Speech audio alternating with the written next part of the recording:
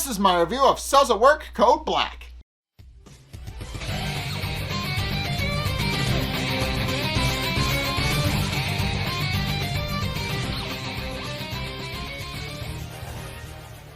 Okay, so this episode actually explains how hair loss happens, and I think everybody knows how hair loss happens.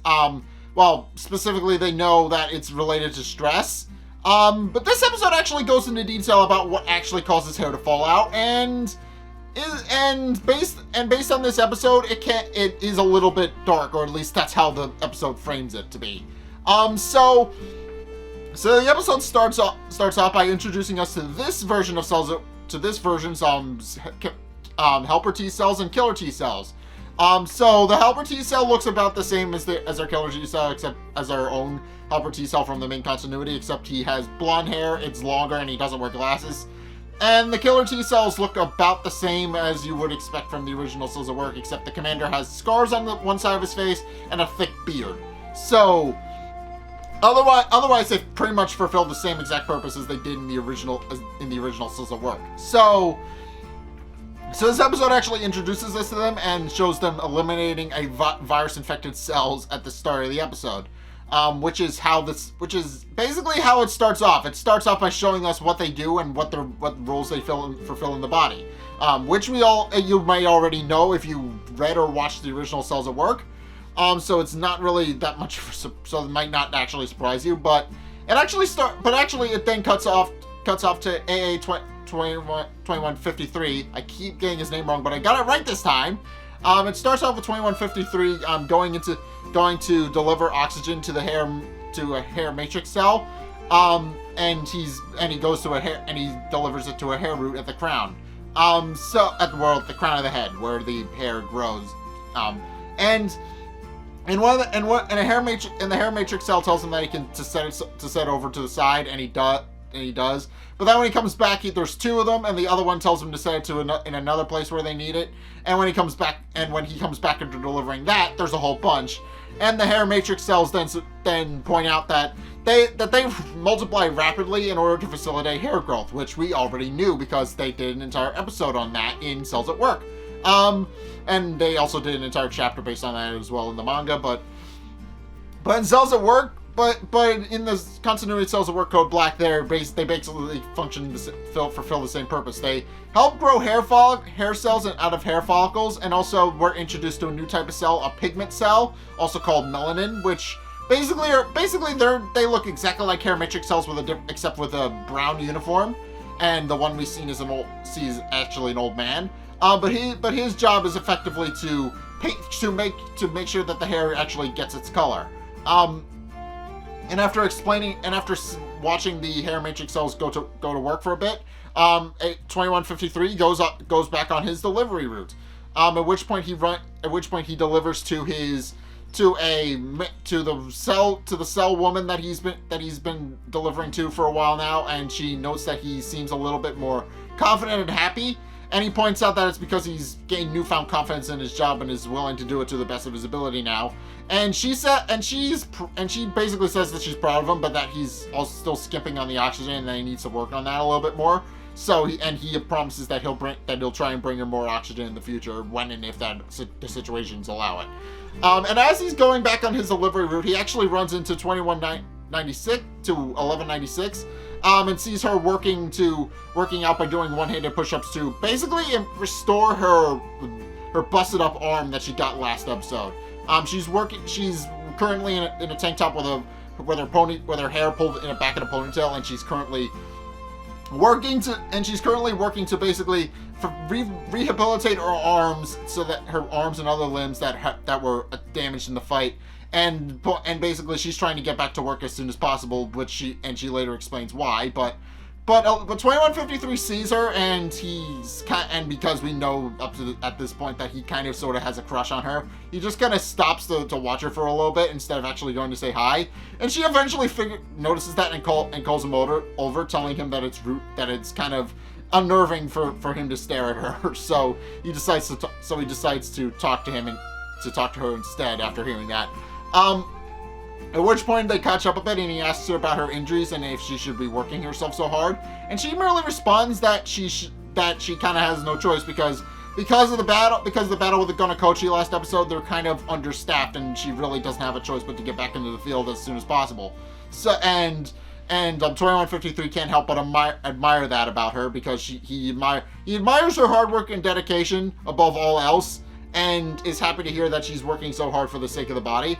And then she also takes the opportunity to thank him for making that motivational speech he made last episode about how he thinks that Pus is beautiful because it represents how a white blood cell fighting as hard as it can to protect the body. And she personally thanks him for that because it made her realize that she can indeed fight to the end, even if her other comrades do wind up dying in the process. And 2153 kind of doesn't really have a coherent response. He gets flustered that she kind of compliments him on what he said, and he kind of tries to find the words to actually properly thank her for her thanks, but he struggles a little bit. So it's cute. I mean, it's in the original Overwork. It was kind of sort of implied that 1146 and 20 and what is 3803.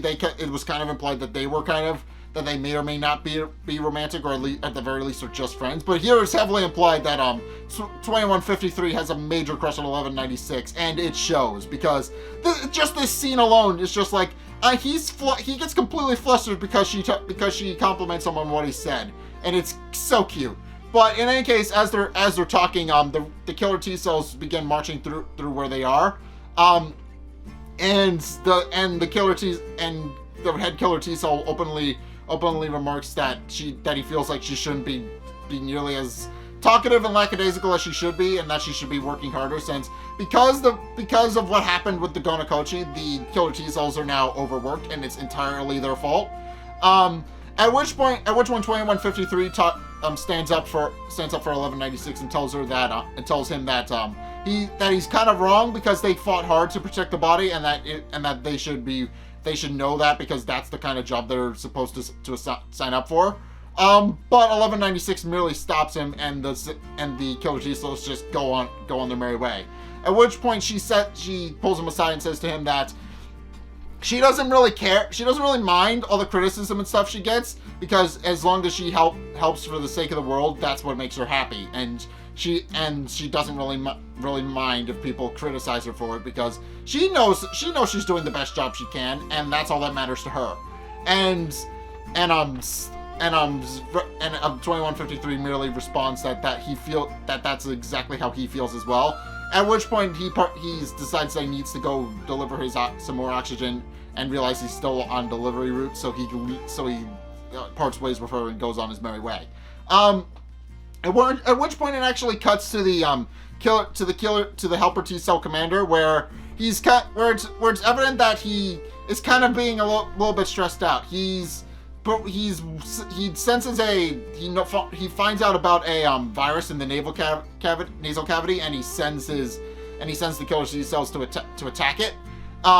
Even though several of the other cells that are under his command tell him that that's a really bad idea, since the killer T cells just got off from fighting a virus, and that they should take it easy. But he doesn't care, pointing out that basically helper T cell has a very high opinion of himself and the other T cells. He very much believes that the killer T cells are the strongest cells in the entire body, and that they can handle anything regardless of what it actually is. Notably, he's mobilizing the killer T cells through everything, every little thing, and is ordering them to eliminate all foreign substances, which they do because that's their job. But as they're going off to eliminate stuff, they actually scare the little group of platelets that we've seen up to this point, and the platelets note that that they have a bit of a scary look on their face and are a little bit concerned. But they openly remark, but the lead platelet merely remarks that there's none of their business and that they should just go back to work, which they do. But in any case, 2153 and his buddy, his designation hasn't been revealed to us yet, but 2153 and his buddy, they actually go back on another delivery route to the Crown and discover that the main route passage to the Crown is blocked by cholesterol. And begin to worry about if they're ever going to be able to make all the deliveries on time, because slowly, bit by bit, all the little passages that they're normally supposed to go through, all the capillaries and all that, they're slowly getting blocked off by cholesterol, and they're having a hard time getting through to where they need to go. At which point they hear an announcement from Helper T Cell stating that they're dealing with a invasion, that they're dealing with a issue in the Crown, and that they should be careful around the area for the time being. And the two merely remark that it's a little bit weird because they believe that an antigen would actually show up in the Crown, but they remark that it's probably fine because the killer T cells are there, and at which point 2153's buddy actually find a pathway to the Crown and begin to go through it. But as they're getting close, they begin to notice it's a lot hotter than it usually should be, and 2153 even remarks that it's not normal. And sure enough, when they get to the Crown, the entire area is inflamed and everything's on fire. So, and they quickly realize something is wrong. At which point they see one of the hair matrix cells walk out of the flames, mostly unharmed, but very much injured. And 2153 goes to his side and asks him what's going on and if they've been attacked by a virus or something. And the hair matrix cell merely responds that it wasn't a virus or a bacterium or anything else of that specific nature. And then we find out what it is. They see the lead killer T cell emerge from the flames. He has a weird look on his face, and the two red blood cells merely remark that they're glad he's here, and that there's clearly something wrong with the hair matrix cells, and that something clearly has them flustered, and asks him if he's supposed to deal with it. And sure enough, he does. But then it turns out that the killer T cells are actually the ones attacking the hair roots. As it turns out, and as we find out in this episode, killer T cells, when the body is under significant stress, the killer T cells kind of can't differentiate between what's a foreign substance and what isn't. Or at the very least, they have a bit of a harder time to it. And hair is one of the main cells they attack when they're under a lot of stress. They attack it because they believe because it has similar properties to normal antigens, namely cancer, as the helper T cell so helpfully tells us in this episode. And when under a significant amount of stress, they actually attack the hair matrix cells and cause the hair to fall out. Case in point, all of the hair, several strands of hair begin to fall out as the hair matrix cells are being attacked. And the two red blood cells are in shock for a moment, realizing that they're not entirely sure what to do. But as they begin to formulate a plan of action, 2153 realizes that the best thing they can do is deliver as much oxygen to the remaining hair roots as they can in order to help the hair matrix cells recover. And 2153's buddy actually looks at him like, "You're crazy," and then proceeds to make a run for it. And also up in the upper command, we find out that even a dendritic cell has gotten involved and is trying to tell helper T cell to stop, but he's outright refusing because he believes that the hair matrix cells are actually cancer cells, as I said, and he's just having them attack everything discriminately because he's so stressed at this point that he has no idea what is what, and he's gotten completely confused and turned around. And also when he realizes that the helper T cells haven't eliminated all the hair matrix cells yet, as he puts it, the foreign substances, he then activates his ace in the hole, which he's alluded to several times in the episode, but he finally shows us what it is. As it turns out, he can helper T cells can induce cytokinase in killer T cells, which makes them stronger. And then also he begins to press the button a whole bunch, which causes them to go to which causes the helper T cells to short circuit basically, and and drives them nuts. But as they're slowly gathering, as they're slowly attacking all of the hair matrix cells, and now at a more frantic pace because they've now gained a whole bunch of cytokinase boosted into their systems. 2153 has rallied whatever red blood cells are in the area to deliver as much oxygen to the remaining hair roots as they can. And as they're delivering oxygen, they actually find out that the head killer T cell actually does approve of what they're doing. He believes that he likes seeing everybody working to their fullest, and 2153 quickly realizes that he's just doing his job, nothing more, but that the stress has just made him go a little bit loopy. So they realize that they're kind of working on the same side, but not really. But as they're working, the 2153's buddy actually runs into some small little capsules that I'll get to in a minute. But he runs into some small little capsules, and they then begin to move. And he runs back to the other red blood cells and tells them that about the strange capsules and how they started to move. And then the strange capsules open, and they're revealed to be steroids.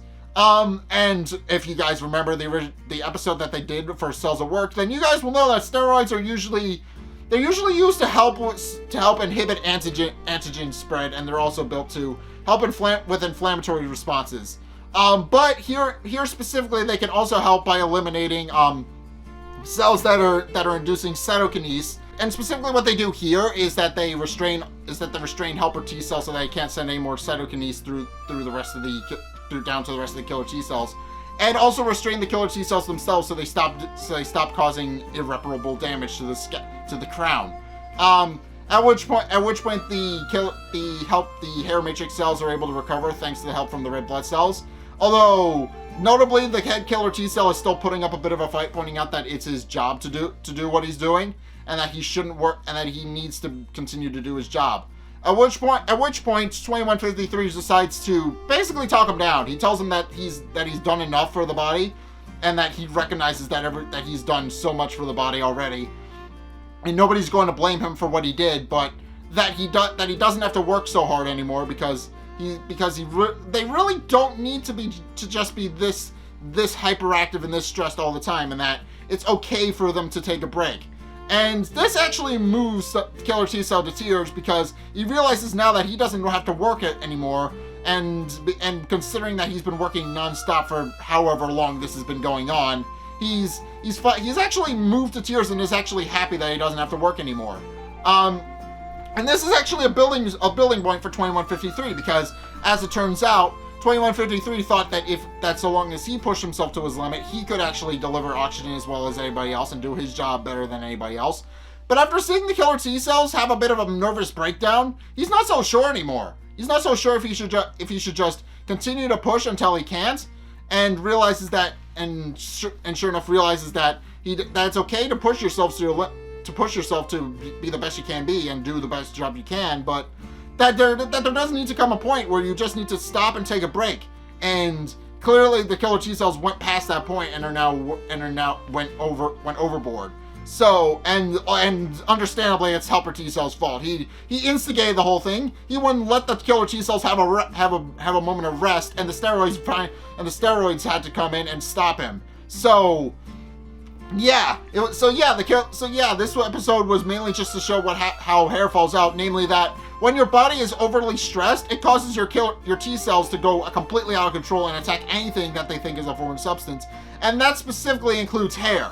So that's what causes hair to fall out. But also this episode also brings up an important message that the body seems to be improving since notably there are situations where the body has been able to recover even from dangerous attacks like with the Gonococci and the hair loss.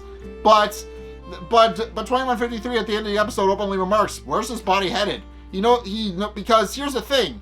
It is partially because the immune system is weakened, and there's a bunch of foreign substances that can invade the body rather easily because of that. But also, the cells are kind of not helping at all either. As it's shown, the killer T cells, they attacked the hair matrix cells because they were stressed, which caused more problems than it solved. So it's clear that there's something that. So it's clear that this episode was just like, well, where is this going to go? It's like it establishes that that's not just viruses. Cells can also be at fault here. Specifically if it's their job to eliminate things, and then they kind of go a little bit crazy. But in any case, yeah, that's an interesting point to bring up, that the body could go either way here.